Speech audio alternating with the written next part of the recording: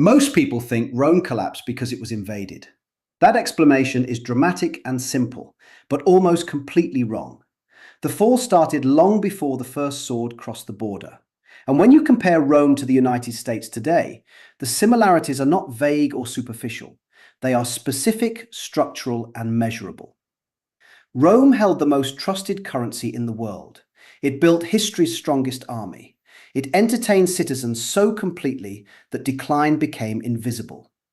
America holds the global reserve currency, spends more on defense than the next 10 nations combined, and the average American spends more than 7 hours per day consuming digital media. This looks less like coincidence and more like a replay, a repeat of the same pattern across 2,000 years of human behavior. And if history is our guide, collapse will not arrive with fireworks. It will look ordinary until everything changes at once. The first warning sign is almost invisible: currency decay. Not the death of money, but the death of trust inside the money. In the first century, a Roman denarius was nearly pure silver.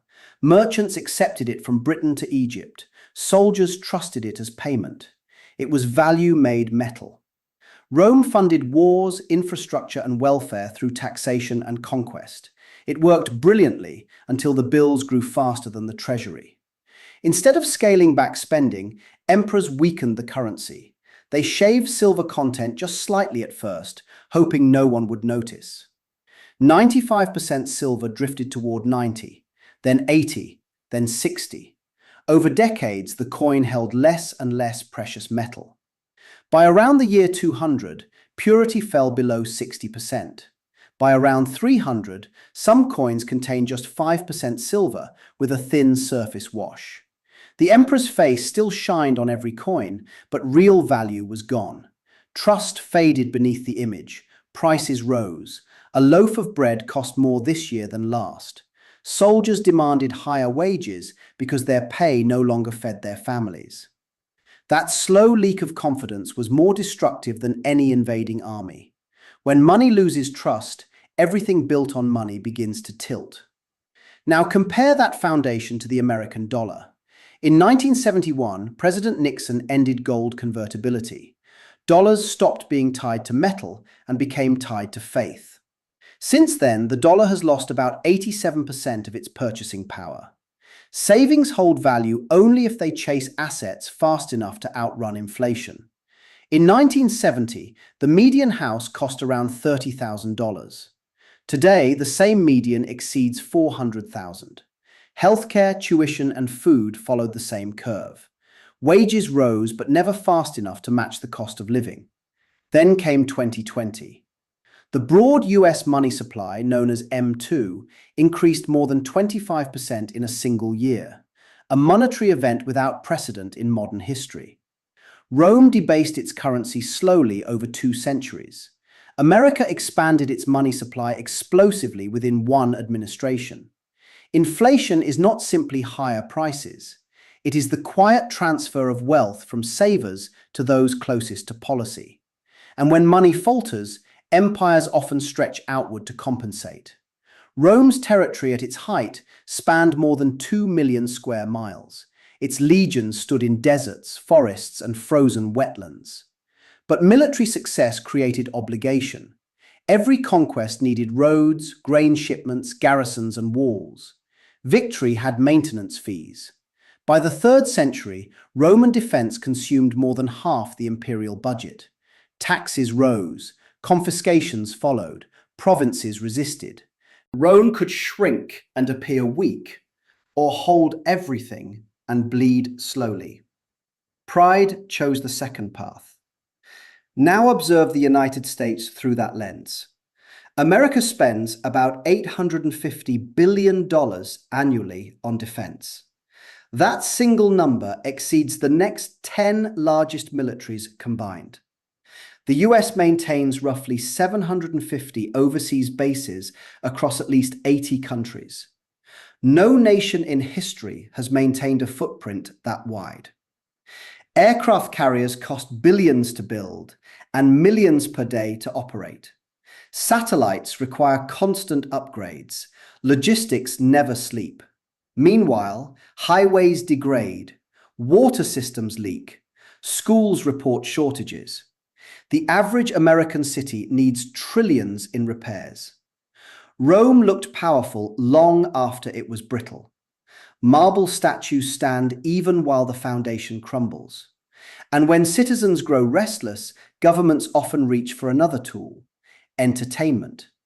Rome had spectacle, free grain, gladiator combat, naval battles inside amphitheaters. The Colosseum could seat 50,000 cheering voices.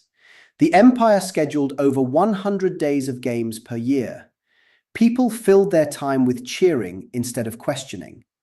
Modern America does not need gladiators. It has screens. It has scrolling. It has distraction in high definition.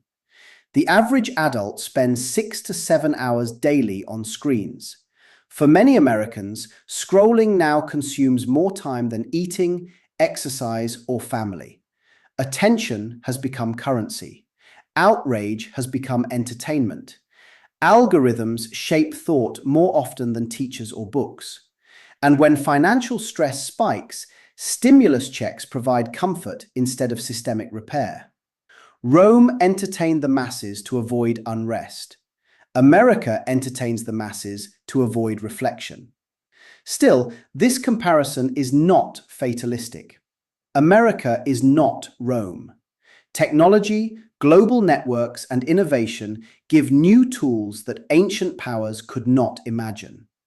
But structure is stubborn.